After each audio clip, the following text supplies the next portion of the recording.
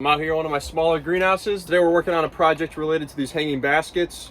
I'm gonna be growing plants similar to petunias in these. But yeah, we're gonna see how it goes. The next step is setting up irrigation to these. We're gonna need to run lines. We're gonna need to run a hose out to the house to get water.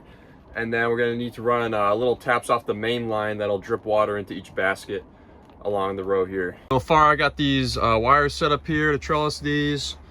Up on the top, we're just gonna be using this main beam to support the middle row. And then that row also has a wire. Let me show you guys the other greenhouse real quick. Here's a slightly larger greenhouse. This one's looking pretty good. We're doing bigger baskets in this one. I already got most of them filled up. We got some on the ground still, and I have to work on this post. We did have to prop it up a bit because just the weight of the baskets is so much when they're wet. So I'm gonna bolt on this onto this board just so it doesn't bend outwards from the force coming down from above. This is what I'm using to heat the greenhouse.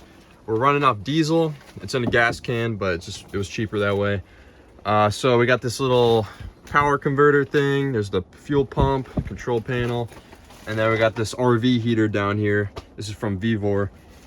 And then that exhaust out the side right there, and there's a little exhaust port on the outside. Just to run this heater off these external tanks, I have an identical setup to this in the bigger greenhouse.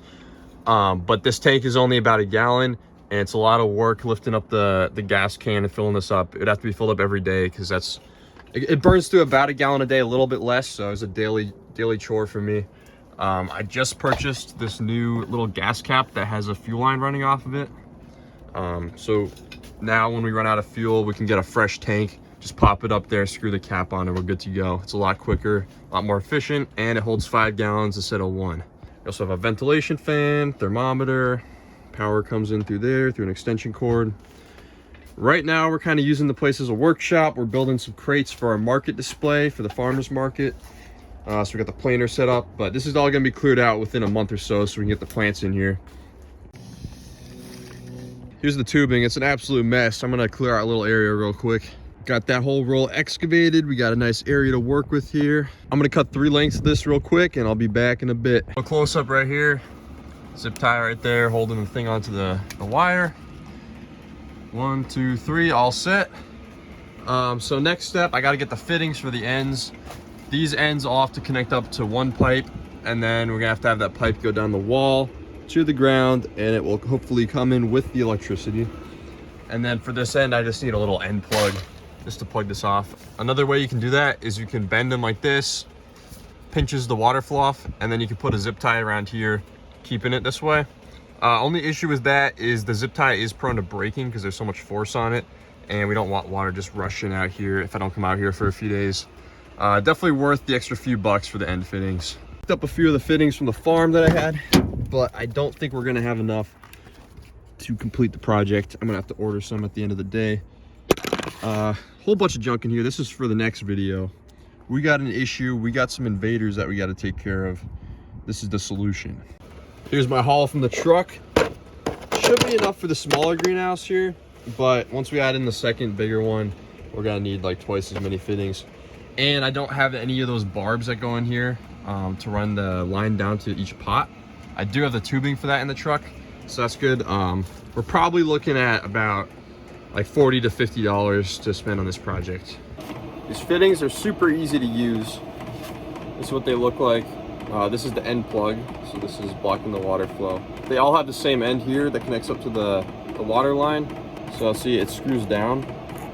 You want it all the way up before you connect the line. Line goes here. Just gotta wiggle it in a bit, like so. It'll look like that. And then we're gonna want to screw that back down, and that'll tighten it onto the line. So you know, there's a gap right there. It's screwed onto here. That won't come off. Sometimes these fittings do break if there's really high water pressure, but with all these pots set up, and we're gonna have drip irrigation out in the other greenhouse for some stuff on the floor, we're not gonna have high pressure at all. All set with the fittings. Got the triple connector up there. Got another one here. Elbow on that one. This is where the water will come in.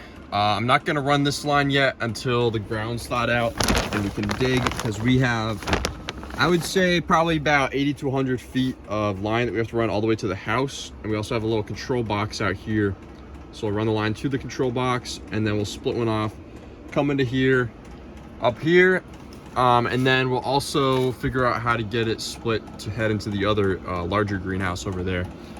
So for now, the next step is getting these same type of lines set up in the big greenhouse. We have 4 instead of 3, and they're a bit longer.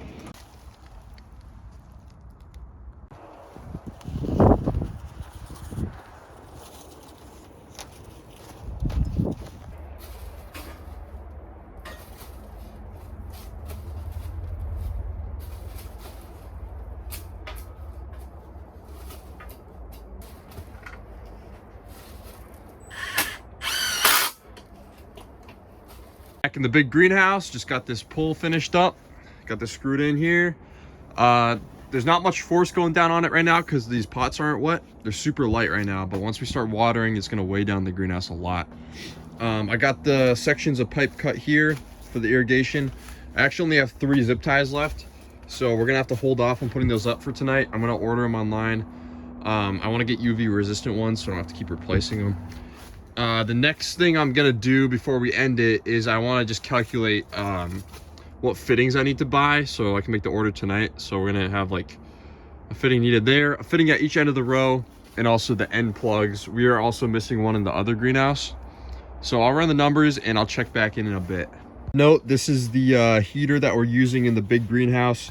The exhaust is like super long because I used to have it in a different sort of position, but that actually does improve the efficiency. This radiates a lot of heat that is usually just wasted through the exhaust. This is the first one I built. It's a little bit shorter because the exhaust port is also low to the ground. The exhaust always has to be below the heater or it will fill up with water, and it needs to have a steady decline out to where it's exhausting.